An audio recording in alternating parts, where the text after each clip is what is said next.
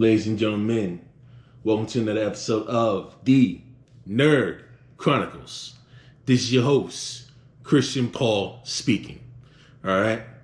This following episode here contains graphic content that may not be suitable for definitely children and some other viewers involved, which could involve graphic language, visual graphic content, and or both.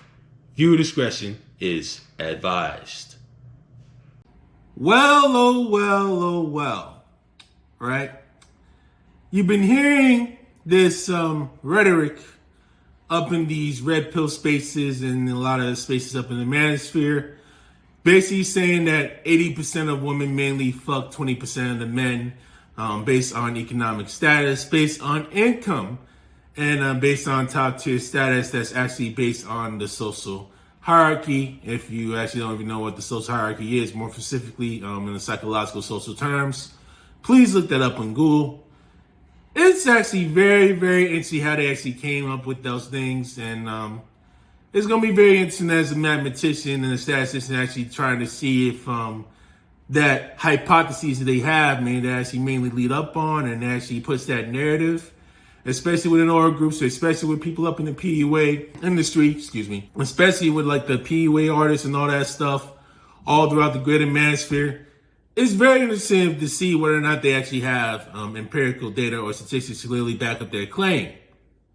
Let's dig right up into it. 80% of men are deemed unattractive by women online, on Hinge, Bumble, Tinder, seeking arrangements, whatever the on dating top things. 10% of men on Tinder are getting 63% of the right swipes, and I believe the top 20% were getting it's like something like a 78 or 80% of the right swipes. The top 20% were getting 80% of the right swipes on Tinder. The mistake is that we call this the Pareto Principle or the 80-20 rule, right?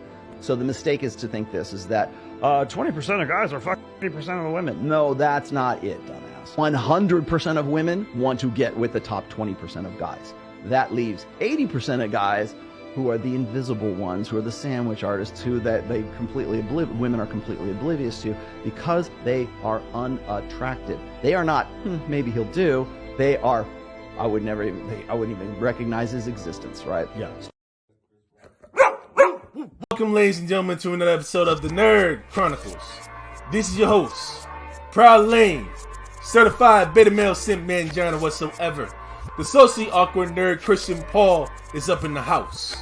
So, ladies and gentlemen, we have this theory that's actually been founded by sociologists and economist Pareto when it talks about the Pareto Principle, right?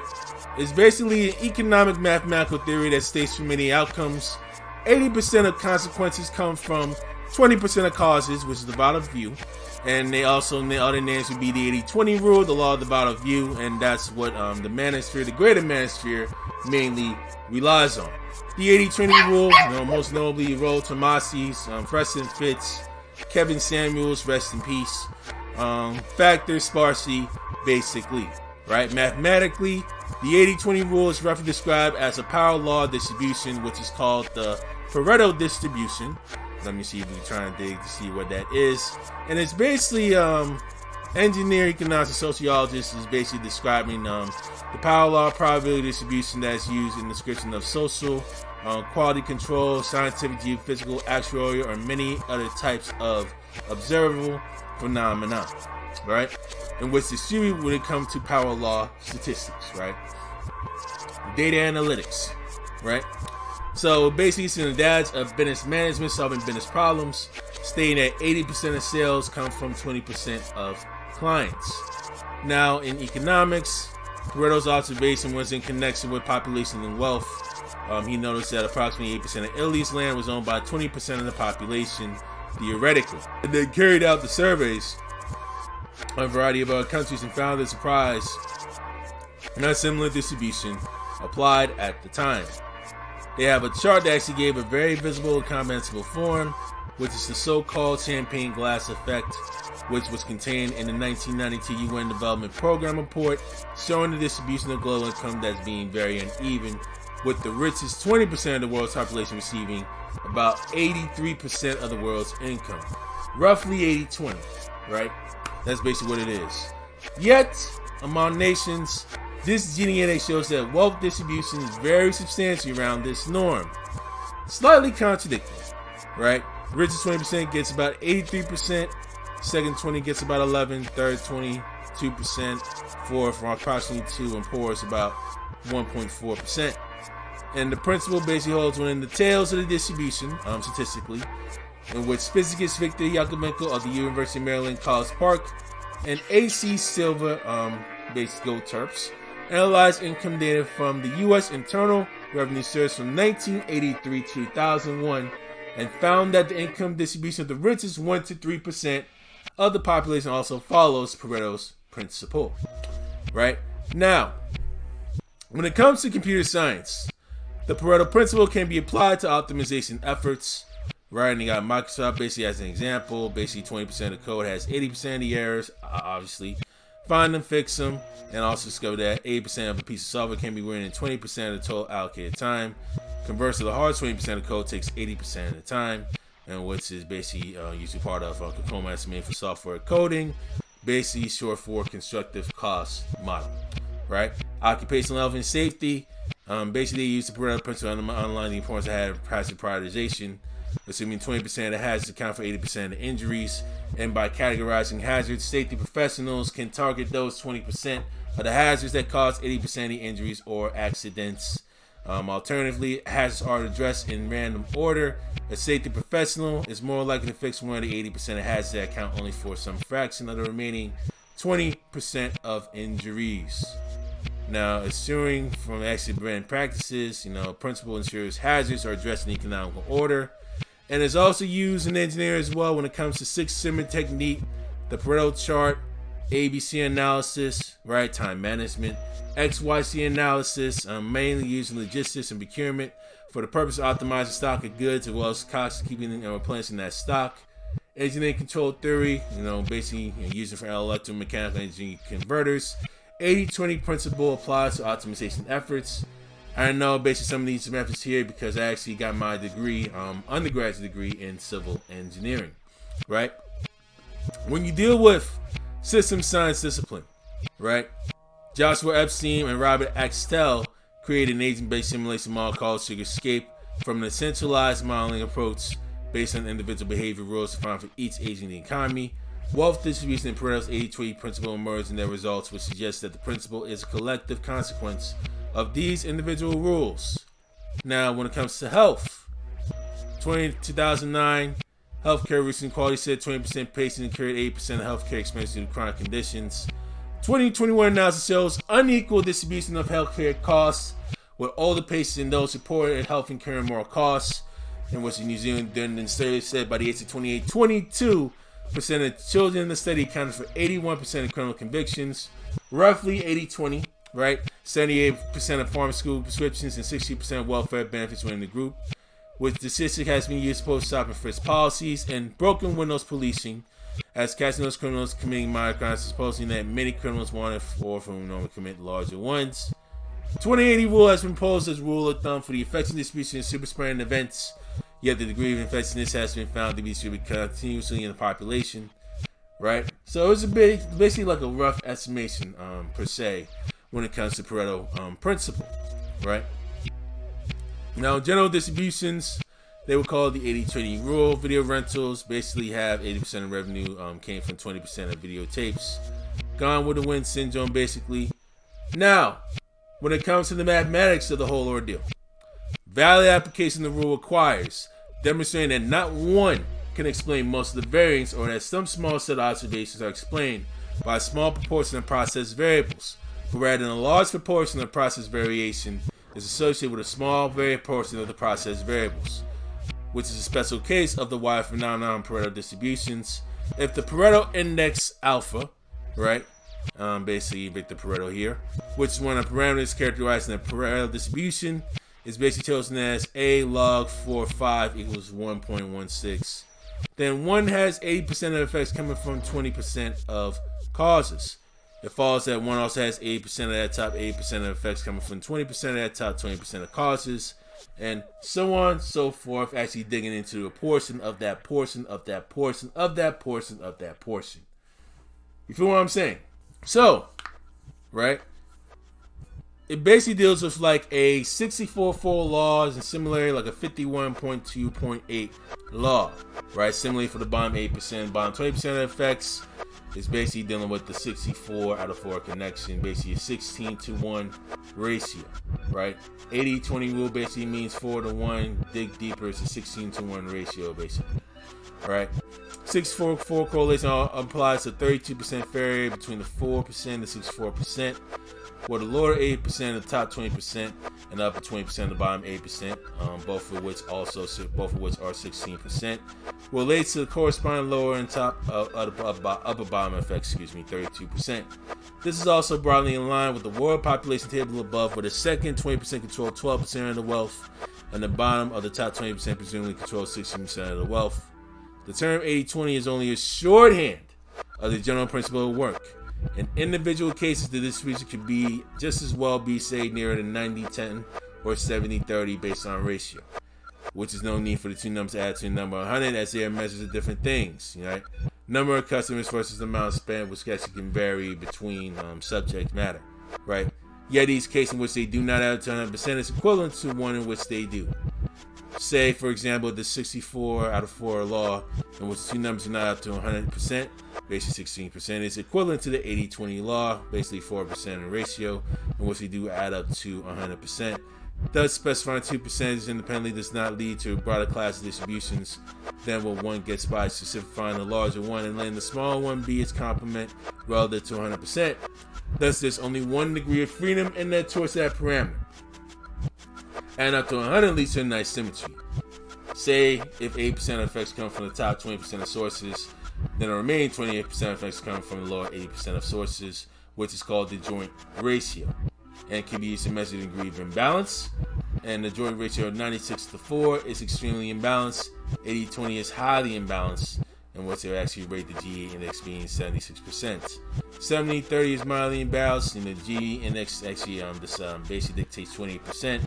And 55-45 is just slightly imbalanced, which is basically 14%. The Pareto Principle is an illustration of a power law relationship, power dynamics, which also occurs from phenomena such as bushfires and earthquakes. Because it's so similar of a wide range of magnitudes, it produces outcomes completely different from normal or Gaussian distribution phenomena.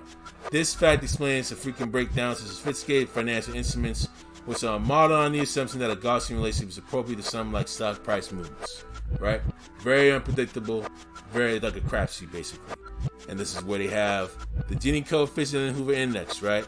Using the A-B notation, 80, 20, and A plus B equals 1, 0.8 plus 0.2 equals 1, 80 plus 20 is 100, obviously. And the quality measures like the Gini index and the Hoover index can be computed in the following. So, Gini index comes by with the Hoovers, right? You got 2A minus 1 equals 1 minus 2B, basically given the absolute values of both, right? So, say A is like 0.8, right? Gini index basically would actually describe to have the absolute value of this guy to be 1.5, or if you get actually 0.2 here in the case up there. So if it's like 0.2 with B here, 1 minus 2B basically would be 0.6 in that way based on the index that is actually shown, right? So A to B basically being 1 plus h over 2 to 1 minus h over 2. That's the ratio right there. You know what I mean? That's how they're able to actually compute the values and deal with that equation. So now that we had that in the way, let's deal with Rollo Tomasi's claims of the 80-20 rule. Basically, 80% of women barely fuck 20% of the top tier men. The 80% are guys, right? The beta males, the guys who have a real tough time. But they're not the 20% that women want to bang. These are the guys who got to figure something out. And you're right. They fall in love with those girls over and over again. They'll find their favorite one. They'll spend a small fortune on that one until they get jilted. That's their like digital waifu, right? It's the girl for them. And they live out this fantasy of having some girl who actually gives a shit about them. Like that actually has some sort of like intimate connection with them. One time this guy was talking about the cycle that he goes through with these girls. He'll fall in love with his favorite girl. They'll spend something like $4,000 a month on this girl, and just so she'll acknowledge him and she'll know that he's out there, right? That he thinks she's special, and he wants to know that she thinks he's special. And then you get that kind of back and forth that, you know, he thinks he's actually having a virtual relationship with that person. Then somebody pays $5,000 a month. She pays attention to him and not him. And now he goes through this, you know, depression. Ladies and gentlemen, meet Rollo Tomasi's Pareto Principle. Basically took place, basically actually released on February 23rd, 2016. Right?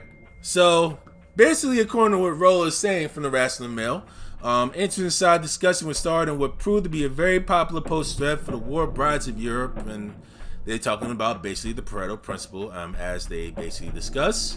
And basically, according to earlier PUA discussions and red pill, blah, blah, blah, all the other pills, whatever the fuck it is, right?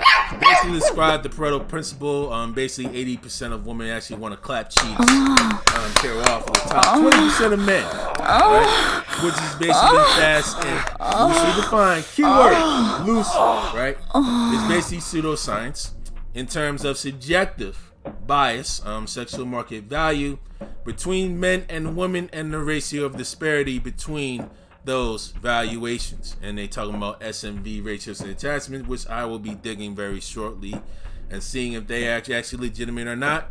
And they already discussed the Pareto Principle. And according to Rollo's pseudoscience, right?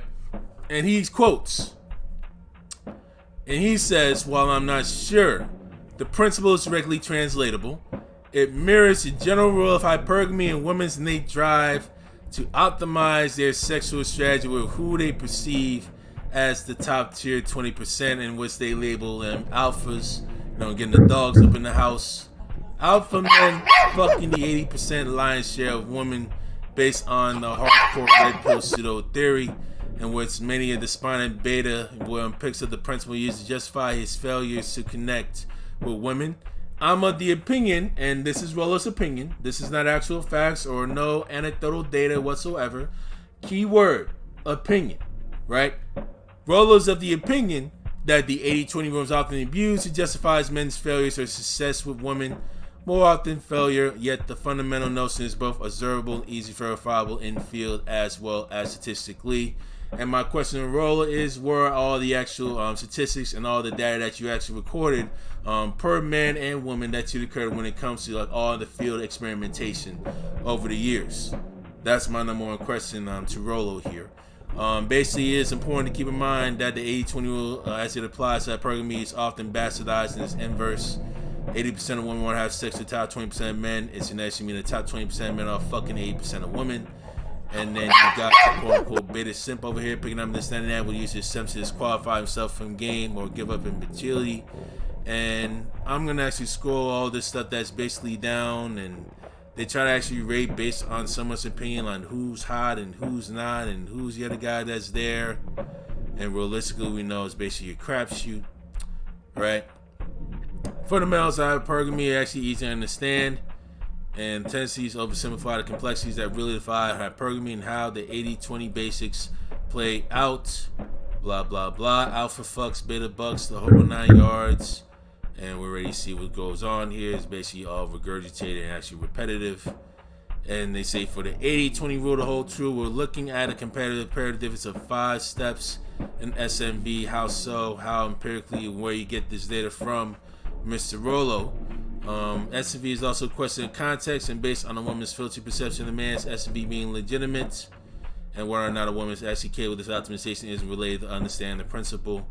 Indeed, with the expansive instant communication, self-emphasis of women's empowerment and esteem, and the influence social media exercise over female ego, and they have all these labels that she show based on Rollo's chart that's there. And basically they have the Bachelor Nation basically being an example that's there. And you got common errors, and it's actually explained what's the easiest or most convenient mistake to make about this dynamic is to presume that the conversation of hypergamy, locking down the man 5 to 1 steps higher, blah, blah, blah, defines the Pareto Principle, right? And the principle is about desire and woman's satisfaction of it, not the actual consolidation of the hypergamous ideal, right? And they're saying the Pareto Principle is not universal. It's only observed in some systems, but not in human sexuality. And they would say no system is more evident than intersexual dynamics. And they're saying that Pareto Principle is basically centered in that mistakes, and not just among humans, but countless other species as well. And do you have any empirical data or evidence to actually back up your claim to actually show this, Mr. Rollo Tomassi again? And where do you get your sources from? Right? Second mistake that he basically states, Rollo states, that 20% of men actually get 80% of women, which gets tried out as equal for equal argument that presumes, again, that is necessarily translating consolidation. Blah, blah, blah. It's about who has more actually sexually available women based on the evaluation. Nice guys may finish last, but eventually they actually do finish. Third common mistake, most women presumes the goal set outcome of intersexual dynamics to be derived in a monogamous state, in which they have the female sexual strategy combined, where they have the primary social order, monogamous end to sexual strategy. Blah, blah, blah, blah, blah. Hypergamous nature come by, blah, blah. Want, not have. I won't say always shown, but I don't see any empirical data or any other statistical research that back up Rollo's claim. All you seeing is quotes, and basically more quotes that actually show up, which is sexual freedom and regulated, but there's no actual empirical data to literally back this up.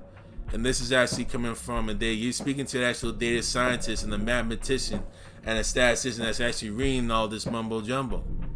Where's his empirical data? Where's his backup data? What source you actually get this stuff from other than red pill gurus? Like, what specific sources, have you spoken with professors on this magnitude? Have you actually spoke with data scientists basically what they're doing, actually did raw data with them? Where's the raw data that you get this from to actually verify your claim? You know what I mean? And you have all these comments and all these wives every there, but where's your backup? Enough said. Let's go dig into all these S&V ratios and all this other S&V charts that, Rollo put up in pseudo terms.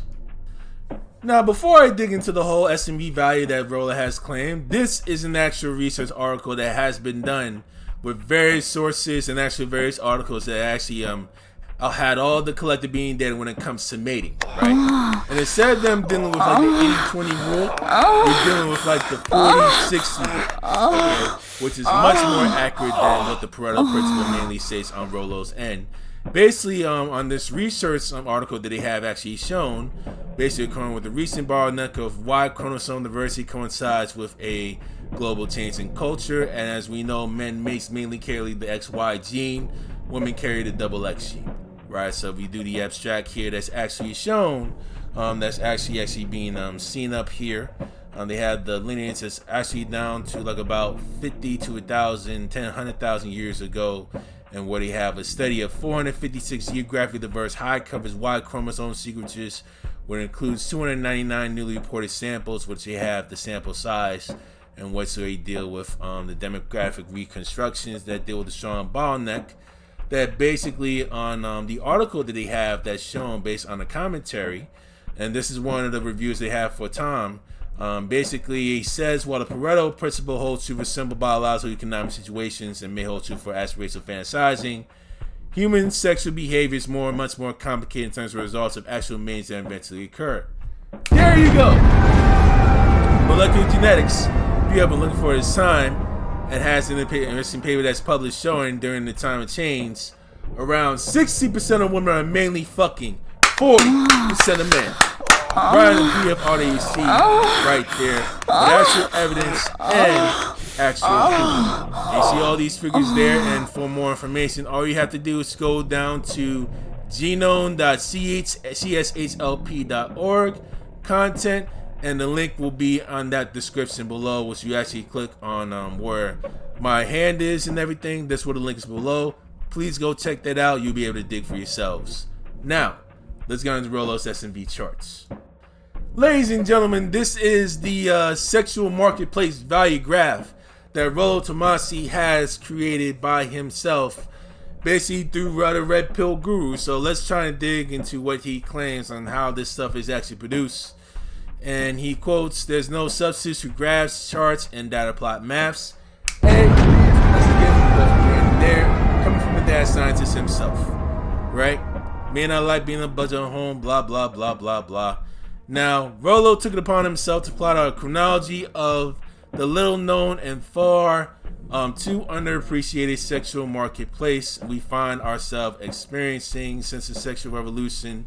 Now, the question I want to ask the rest of the male, how did you able to actually come up with the graph yourself? And do you actually went in the field and actually recorded data from various strangers on the streets? Mainly, or did you actually go to legitimate sources and legitimate doctors, gynecologists, endocrinologists, however it may be, basically measuring basically the productive methods when it comes to human reproduction from each patient, male and female? And did you get HIPAA approval as well? This is something that you want to try and look into also. So this is him talking about graduation, and they fill the casseroles of blah, blah, blah, blah, blah, Professor Emeritus and SMP. Now, according to Rollo, and we see the verb, we see already saw the stuff that's there, we saw it. They have the parameters there. Did all the good stuff elaborating on SMVs for both men and women long ago. Royalty, Emeritus, however it may be. So basically the day market value test for men, if we actually go click on both sides here, which I'm going to actually do right there. And this is their basically how they actually got those done long ago. Doesn't really compare to as recent as 2023. And they say for the purpose of today is pointing out that the value is meant to encompass an overall sexual value based on both long and short-term breeding prospects, relational desirability, male proficient capacity, female fertility, sexual desirability, etc. Blah, blah, blah, blah, blah. Mileage varies, but suffice to say the 10 scales meant to reflect the overall value as envisioned by 1/6 by the other that's actually shown. Let's go check the data that's shown here. I guess they actually ran the site. Where's the actual sources, Rollo? So they shown the horizontal metric that the timeline based on the age of the respective sex, and they have the states of 5-year increments, but with noble ages. Basically, he's doing like his own rough forecast of how that's actually basically done. And women's SMV, so males SMV, you begin the age range at 15, and the average gross mid range is around that time. Age range between 23 and 36 with respect to peak span years between the sexes and all that stuff. So women's SMV, most discussed topic that's actually in the general manosphere. They talk about the sexual prime between 18 to 25, which actually they mainly state. And they want to redefine sexual evaluation for women, which is ultimately decided by men. And you wonder why a lot of people up in the general society say never ask women about the age, because they fear on stuff like this and all the misinformation that's literally been going on, which is beyond insane. So we continue the peak years. S&V tops out around 23 years. And again, Rollo, where did you get your sources from? Did you get your sources from an actual doctor? Did you get your sources from an actual data scientist? Did you actually get your sources with HIPAA standards through HIPAA's permission? And it's basically the Health Insurance Portability and Accountability Act when it comes to actually dealing with privacy records for each patient actually comes in the hospital. Have you gotten those data? Have you gotten those statistics based off those standards from doctors, gynecologists? Again, have you recorded those things? That's what I want to know. So past the apex, every post pre-wall stuff, 27 in theoretical terms, according to pseudoscience and Rollo stuff, the SMV is being decline in earnest, all the blah, blah, blah stuff that's there, and all this stuff with the graduate wise and all this other crap that they have here. I'm not even actually going to read too deep into this crap because there's no empirical data here, right? There's no empirical statistics. There's no source from various doctors, various professors of how that graph literally came to be, right? This graph that, Rollo has is basically a bunch of horse shit, right? Because it's a crash. You don't really know how people are going to age. You don't know how people are going to react. Have they factored in various diseases? Have they factored in various traumas that the person had in their life? Had they factored in will and determination of how they got to the position they're in? Had they factored themselves in getting themselves in shape? Had they factored in attitude problems between each and every person? Whether or not they're successful in their jobs or successful up in their morals? had they factored in those variables into account, right? Because so far, all that stuff is like, this graph here is horseshit. You know, it's not thoroughly, how should I say this, right? It's not thoroughly accurate. That's basically what it means. It's not thoroughly accurate. Has he been interviewing women and men in various places all around the metropolitan areas of America, Canada, all over the world? Has he had his findings over the course of 20, 30, 40 years, right? Has he spoken with various professors, actually collected data from them and all this other stuff, right? Because this is illegitimate. All right, now let's go continue with the whole ratios and all that crap. So it's Rollo Tomassi Alpha Guru, right? They use the same S&B crap that's literally full of pseudoscience, no empirical data to literally back up his findings, you know, no sources to see where he has some of his research from or actual data of where he has his stuff presented, no thorough analytics, no nothing, right? You deal with this S&B very out of crazy horseshit based on various dudes from the manosphere, right? Based on their bias, right? So this is all the stuff they really had that he has shown below. Even though some of this stuff has some truth to it, it's half-truths. It's not necessarily accurate and it could be misleading. And they have all this alpha, beta nonsense they got over here. And the true neutral, they have all this other crazy stuff. Everybody got their own preference. Everybody got their own variances and all that other crazy cardinal rule crap that they have. And this is coming from a married man who has a 22-year-old daughter who is successful with his wife, but doesn't really fully understand the player lifestyle or even have a high late count as all the other self-proclaimed pickup artists mainly have. Very low late count, by the way, but he's still faithful with his wife. I'll give him credit for that.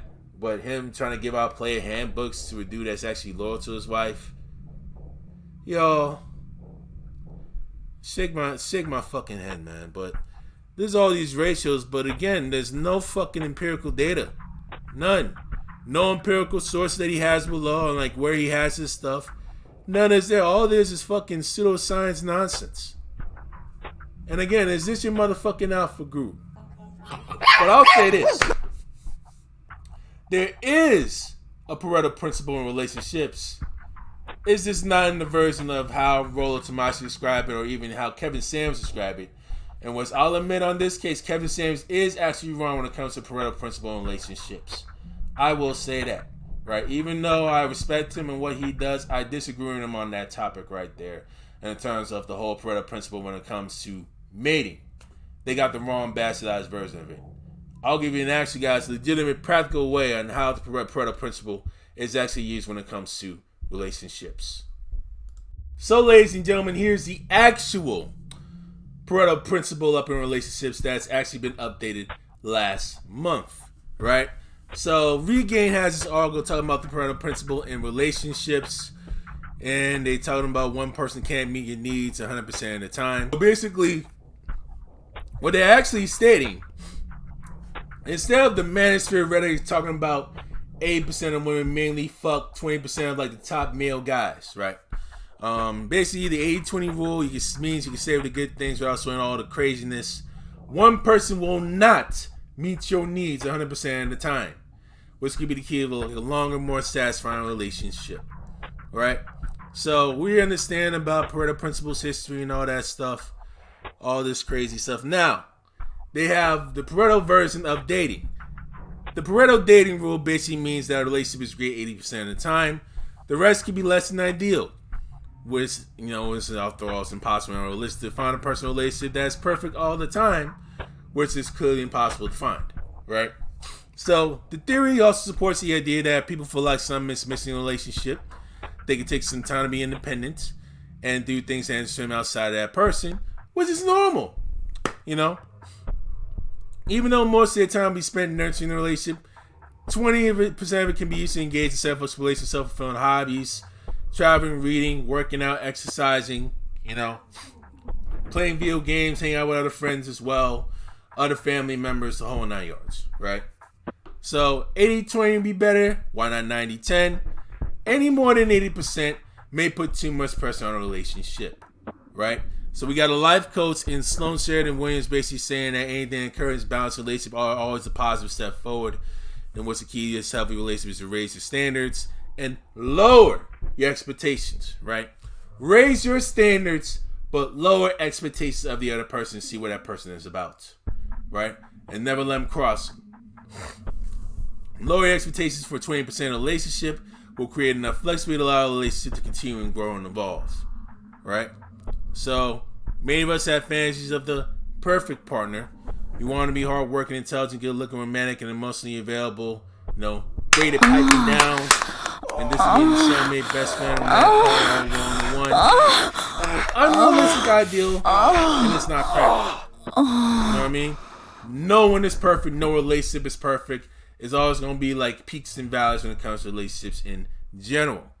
And no significant other will provide 100% of your happiness because none were designed to.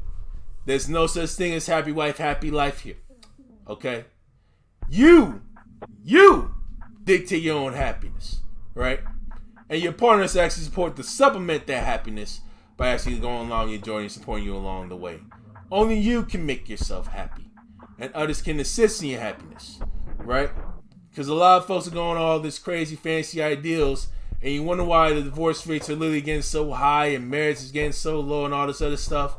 It's because they have all these illusions. So a lot of us have all these illusions of how a partner technically is, and we force too much expectations on the other partner, right? Rather than actually letting the tips fall where they may. You know what I'm saying? That's our issue. Now, unattainable physical, mental, spiritual standards is something that we can't live up to ourselves or another human being. And even a person that's as perfect as they can humanly be, there's always still be some dissatisfaction in a relationship because it is human nature to take flaws in other people constantly. There we go. And if you actually care to the other person literally 100% of the time and actually trying to give away your needs for theirs, that person's never going to be fully happy because they're not happy with themselves. There we go. This is why the 80-20 principle can apply remarkably well today and helps approach to love and people and sets a balance, aligns expectations with reality rather than seeing the ideal relationship. Using this rule gives us permission to embrace the imperfections of relationships and accept our partners as they are, personality-wise. Emphasize the importance of spending time by yourself, which is just as important as devoting time to a partner. Pursuing and engaging in independent activities that feel enjoyable can work especially well in long-term relationships. Playing couples of soul and growth to spend time with each other too much that they forget how to be a part and lose sight of their unique dreams and goals. Boom! Value yourself first. You know what I'm saying? Ain't nothing wrong with valuing yourself first, but don't act selfish, don't act arrogant. Some people use that 20% of allocated personal time to be intimate with other people. Still, if an open relationship is able to work and needs to be discussed transparently and honestly, requires a very high level of trust for agents or agreed upon boundaries are set. Right? Remembering the search for a perfect relationship will only feed perpetual unhappiness and discontent. And you can let the great relationship come by most of the time, let the outer irritation know it's a slide. And it doesn't really mean settling for less than what we deserve. That does not mean that way. There's a clear distinction between realistic and settling down with someone you know ain't right for you. There we go. Good relationships enhance your life quality and make it better, even there are obstacles to work through, right? 20% of relationship for one you only satisfied for that amount of time. Could be various reasons, connections only physical, sexual, superficial, and couples to 10% more likely to stay with each other even if they have like more material constraint.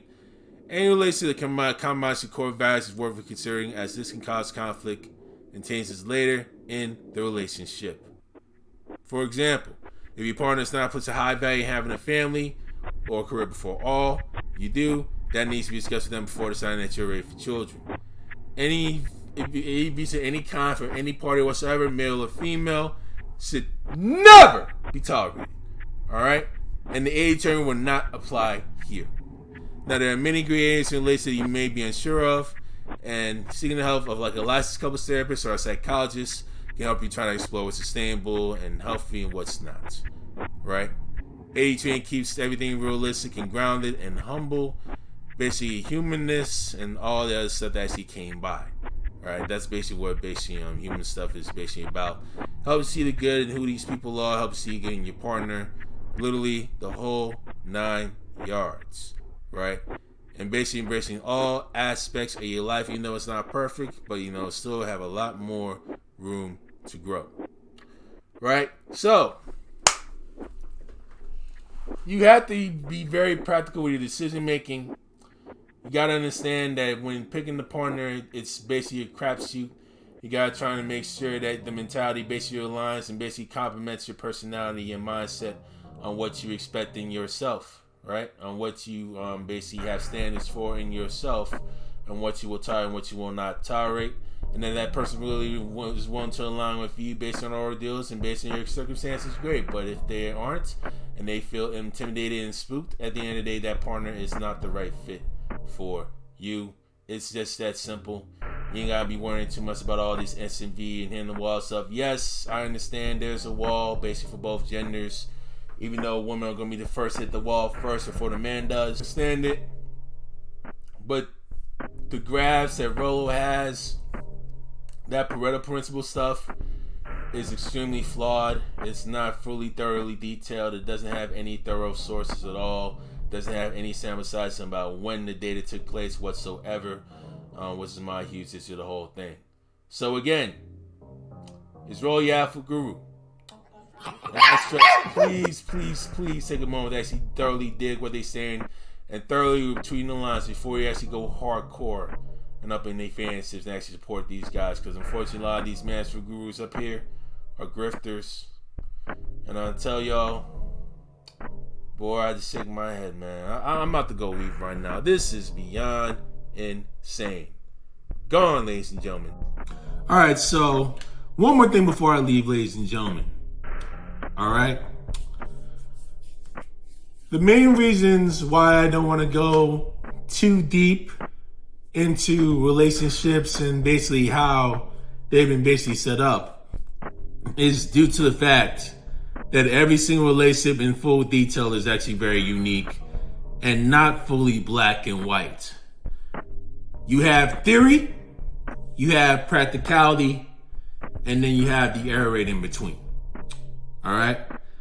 And when it comes to relationships, you have to actually focus more on practicality, because every relationship always has its ups and downs, always has some peaks and valleys, and in many cases it's not exactly a 50-50 when it comes to relationship. It will never be a 50-50, but there's always like a lead and a follow and a partnership depending on who leads, who follows, who does partial leading, who does partial following. It can vary from couple to couple depending on a person's mindset as well as a person's standards, right? Whatever you guys do, behind the scenes, how y'all make families, marriage and all that stuff, I definitely will keep my opinions to myself, but that's not my business. It's not my concern. You guys do whatever you feel like is best for you, as long as it makes the both of you happy and you guys actually living fruitfully together, right?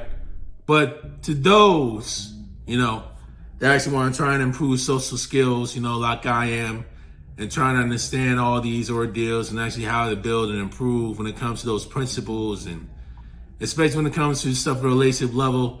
Yes, you're going to have to be vulnerable. Yes, you can't be fully manipulative toward folks and everything.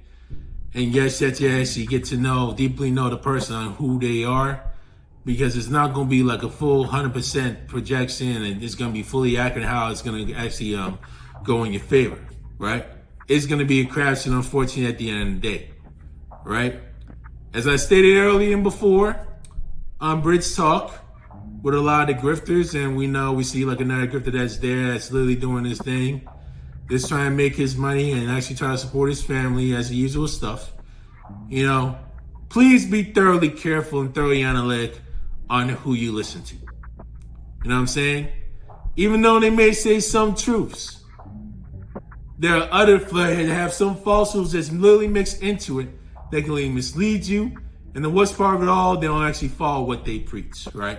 They don't have actual statistical empirical data from which source or legitimate sources to see where they got all this stuff from, rather than just some site that doesn't even exist, or an actual page or actual digging research on like what methods they use, like what type of mathematical statistical methods that they use to really find that point, right? Did they interview random people up on the street, actually get the data and record it and then model it that way? Those are the things that you literally have to focus on, right? As I stated earlier, literally the whole 9 yards, please be very careful of what you listen to. You know what I mean? What you do with relations and all that stuff, that's your business. It should be like a personal account. It should be basically be something that's actually private for you, But the most important thing that you can't really let up is that you can never let your standards, right? You can never let your mental health and some alone time at times actually supersede all that stuff and what goes on the other partner. Otherwise, it can literally go downhill from there, you know?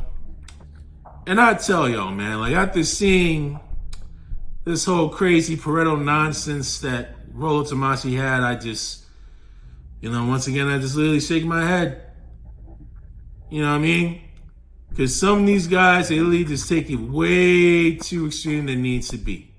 You know, if it's someone that you really don't like, you really don't feel comfortable, just do some thorough analytics, ask some persons all these deep questions. You know, you're welcome to. So I guess you generate as much data as your potential partner as possible, so that you'll be able to make a thorough and comfortable decision for yourself. We're not getting all 667 hoodwinked and all these other statistics that all these self-proclaimed, a lot of these master grifters mainly are doing. And again, I'm going to officially leave it at that. Christian Paul for the Nerd Chronicles, signing out. Gone! Strange phenomenon. It's like the square root of the number of people operating in a specific discipline produce half the output. That's the law. And so there's 1,000 scientists working on a particular, in a discipline. 30 of them publish half the papers.